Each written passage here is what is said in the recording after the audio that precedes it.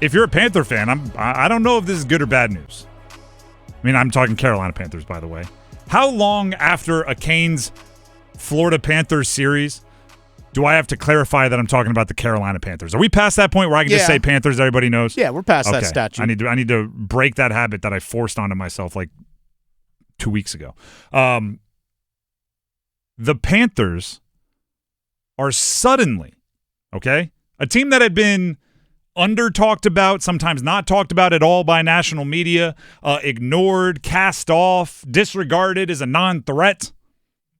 Only time they're brought up is when you're talking like, let's do some yuck reverse power rankings and start at the bottom of the league. Like, that's the only time the Panthers were brought up over the last few years. And then suddenly, every time I turn my head, every time I turn on my television, every time I go to listen to a sports pod, they're being praised. They're being positively talked about. It's like, wait, they're not a complete and total show? And part of me is going like, I don't know, if I were to walk in, like everyone here in the office is friendly, right? Hey, how's it going? When you arrive at our office, hey, good morning. Hey, how's it going? Hey, how was your weekend? Like, we do that stuff. But if everybody suddenly was like, goodness gracious, Tim, you're looking fantastic. Oh, have you been working out? Hey, stop by my desk before lunch. I've had fresh baked cookies. Like, if everybody did that, I'd be looking around going like, am I getting fired today? Like, what does everybody know that I don't know? Why is everybody being so nice? Right? Is my eye bruised or something? Do I look like, do I look that tired? What is wrong here? Because you may go to is he now back? He's back with ESPN announced. I don't know if he's actually back with ESPN yet. Fubo TV, wherever he is. Rich Eisen, you know who he is. Seen him on YouTube. Seen him on ESPN. Seen him all over. He was talking about the Panthers making a playoff push. Here's that audio. They've got a lot of talent, and they got that young coach and Dave Canales from the Pete Carroll always compete positivity mantra. I mean, Bryce Young, if we can continue his upward swing, right?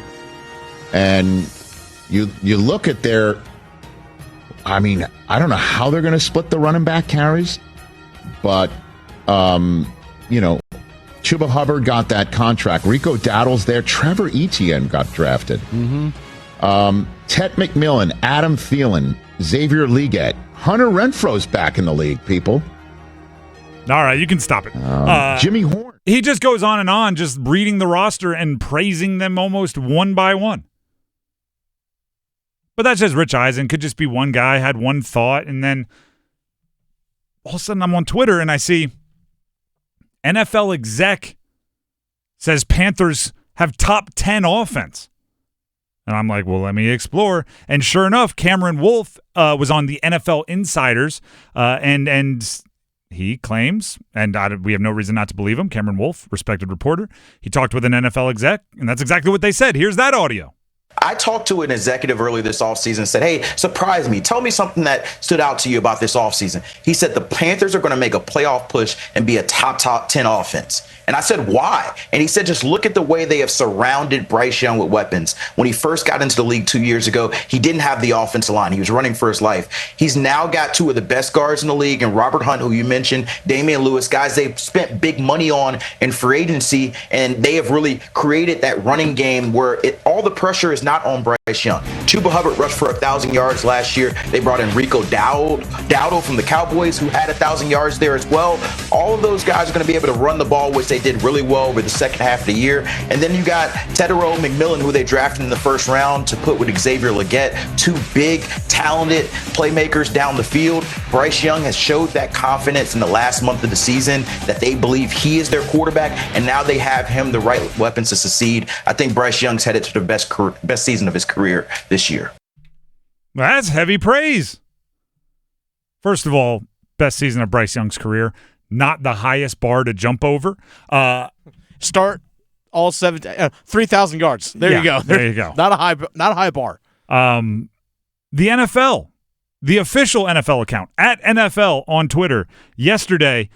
So the Panthers official Twitter account was just tweeting out a bunch of Adam Thielen stuff yesterday, calling Adam Thielen Appreciation Day, which is something kind of cute and funny for a team to do about their own player. The NFL, the league account at NFL, just tweeted out, "Heard it's Adam Thielen Appreciation Day, Panthers," then put his first roster picture from his days in Minnesota and his most recent roster picture with the Carolina Panthers. And I'm going, I don't know. Doesn't seem normal for the league to be highlighting on a random June day a soon-to-be 35-year-old wide receiver coming off a 600-yard season for the 8th worst team in the NFL. Why is everybody being so nice? Do they know something we don't know? Am I conditioned as somebody that follows and covers the Panthers to expect the other foot to drop? Because I'm looking around going, why is everybody being so nice? It's and maybe let's take my cynicism out of this, right? Take my pessimism out of this. Maybe there is something brewing, right? Maybe there is something that everybody is starting to smell coming out of Charlotte that's like, hey, you know what? Not your older brother's Panthers, right? There's something brewing here. There's a positive energy. There's players getting better, and everybody's kind of jumping on that bandwagon. Maybe that's there. And as you learn in American society, and probably society elsewhere, I'm just not as familiar, people like to root for kind of the upstart, right? Everybody roots for you early on in your build. The little engine that could, right? Oh, this team's been bad for a bunch of years.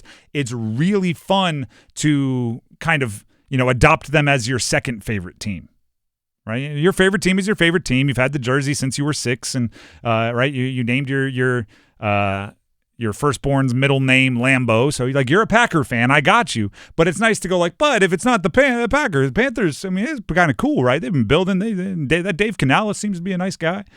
Bryce Young, remember everybody wrote him off? It's just that. Maybe it's that. Maybe it's that because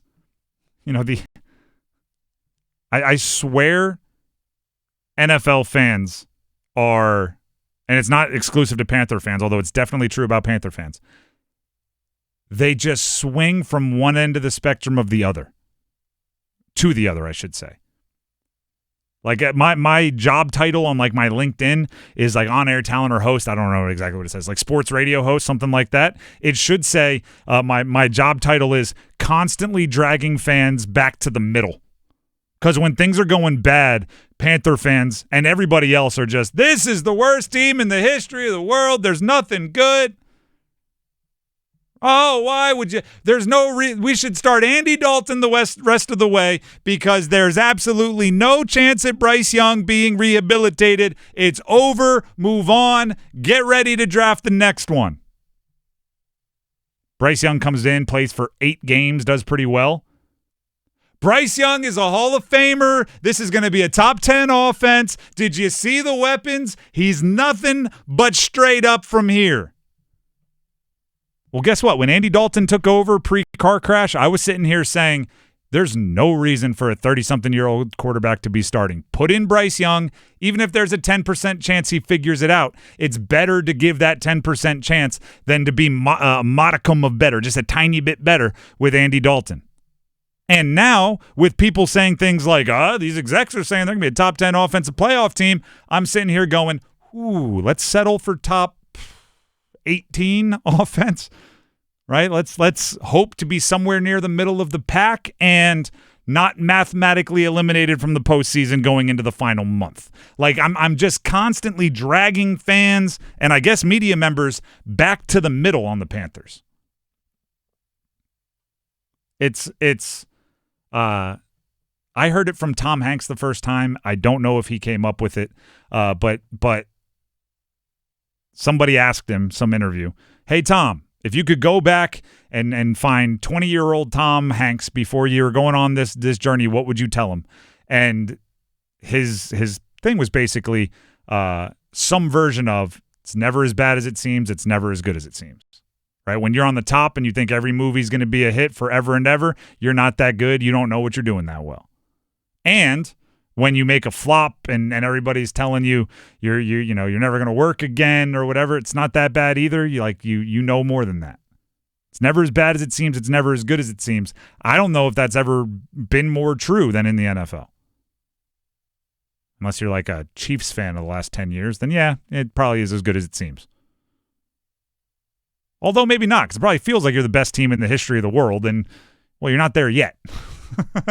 There's a few mountains left to climb.